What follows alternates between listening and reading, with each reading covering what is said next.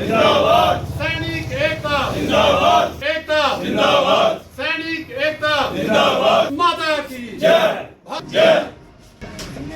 Ravir Singh Jasrotia, vice chairman ex serviceman welfare association Kathua. आज हमारी window को बताई जाए। इस समय जो है हम सब जानते हैं कि कुछ प्रॉब्लम जो है वो एक्सर्विसमैन के ऊपर आ रही थी और वही पॉइंट लेकर हमने कमांडर जो 401 आरटी ब्रिगेड के हैं उनके ऊपर रखी के साहब ऐसे हमें कुछ प्रॉब्लम आ रही हैं। पहले तो मेन काम था कि CHS का गेट जो है इसको जल्दी से जल्दी ओपन किया जाए और एक्सर्विसमैन को यही रास्ता जो है सूटेबल करेगा। दूसरा जो है जो हमारी ECHS में जो रेफ़र का था कि जहाँ से पहले रेफ़र करके पठानकोट भेजते हैं और पठानकोट से फिर वापस जहाँ पर, तो ये हम लोग वही बोला उनको कि रेफ़र का सिस्टम बंद करो और जहाँ से डायरेक्ट रेफ़र जो है वो दे दो उनको दें, और वो भी उन्होंने पॉइंट कंसिडर किया। तीसरा CSD कंटीन का बोला कि एक बड़ी कंटीन जो है वो CHS के साथ ही खोलेंगे और 1 मई को जहाँ पर उद्घाटन जो है आपके एक्सर्विसमैन से कराएंगे और जहाँ पर आपको इतनी फैसिलिटी मिलेगी कि ज़्यादा से ज़्यादा आधे घंटे के अंदर अंदर सारा सामान लोगों को दिया जाएगा और उसके ऊपर सारे सेटिस्फाइड हुए हैं। तीसरी चीज़ है कि ECHS को ये टाइप C है, हम इसको पॉइंट दिया कि जो हमारी इस समय स्ट्रेंथ चल रही है वो 10,750 के करीब है और डिपेंडेंसी उसमें डालकर बहुत दूर तक जाता है काम। तो इसको जो है टाइप B बनाइए, C से उठाकर B बनाइए और जहाँ पर जो स्पेशलिस्ट भी आए, मेडिकल का भी और सर्जिकल का भी, और थोड़ा 10 बेड का जो हॉस्पिटल भी बने। तो उन्होंने ये भी कंसिडर किया कि हम इस पॉइंट को जो आगे भेजते हैं और देखिए ज़रा जल्दी क्या बनता है इसका। इसके आगे हमारे डिफेंस मिनिस्टर राजनाथ जी 30 तारीख को जो ममून कैंट में आ रहे हैं और इसमें 131 लेडी रेजिमेंट को रिस्पॉन्सिबिलिटी भी दी गई है। स्टेशन हेडक्वार्टर भी इसमें परफॉर्मेंस कर रहा है और उस दिन जो है उनका यही रिक्वायरमेंट है कि ज़्यादा से ज़्यादा एक्सर्विसमैन जो है वहाँ अटेंड करें और जितने भी वेलफेयर के पॉइंट हों जहाँ एक्सर्विसमैन की पेंशन की बात हो वो उसमें तकरीबन हम कोशिश करेंगे एक दूसरे के साथ बातचीत करके उसको सेटल करने के लिए। Thank you. जय हिंद, जय Bharat. President JK ex-service welfare association district Kathua and member federation of veteran association. देखिए, जैसा कि आप सभी जानते हैं कि हम 10 तारीख और 20 तारीख को मीटिंग करते हैं। मीटिंग का यही उद्देश्य होता है कि जो भी हमारे एक्सर्विसमैन हैं, बाहर विडोज़ हैं या वीर नारीज़ हैं, उनके लिए जो भी कोई अच्छी जो गाइडलाइन आती है आर्मी हेडक्वार्टर से आती है, मिनिस्ट्री ऑफ डिफेंस से है या कहीं से भी होती है, तो हम जहाँ बैठ कर के उसके ऊपर डिस्कशन करते हैं या जिसकी कोई प्रॉब्लम भी होती है उसके लिए भी करते हैं।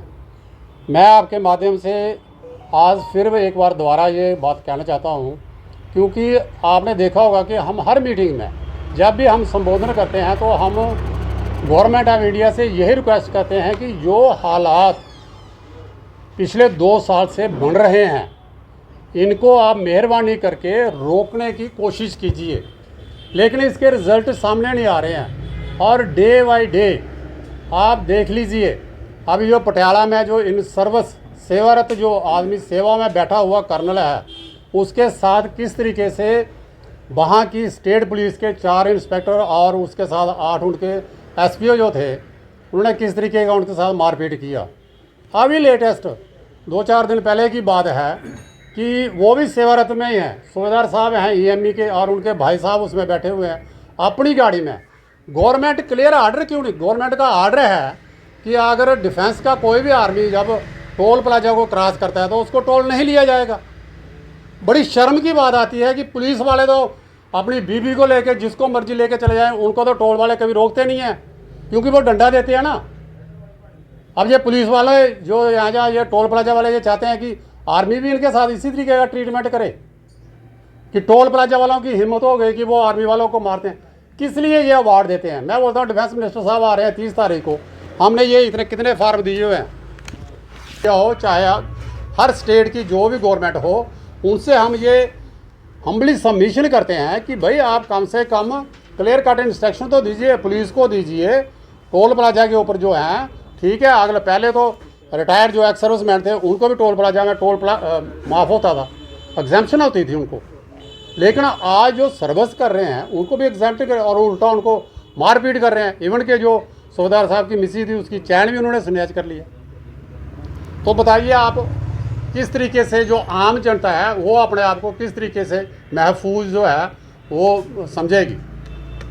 दूसरा मैं ये कहना चाहता हूँ, फेडरेशन ऑफ वेटरनरी एसोसिएशन की तरफ से 1 डे की 25 अप्रैल को हर डिस्ट्रिक्ट में अपना अपना डिमांड सेशन करेगी और डिप्टी कमिश्नर के थ्रू हमारे जो रक्षा मंत्री हैं, हमारे जो ऑनरेबल प्राइम मिनिस्टर साहब हैं, हमारे जो महामहिम राष्ट्रपति जी हैं, उनको हम मेमोरेंडम देंगे कि जो हम 3 साल से पिछले 3 साल से हम लगातार सोशल मीडिया हो चाहे डिमांड सेशन हो, हम ये कर रहे हैं कि OROP 2 OROP 3 में जो भी विसंगति हैं उनको दूर किया जाए। लेकिन आज तक सरकार की तरफ से कोई भी एक्शन नहीं हुआ है।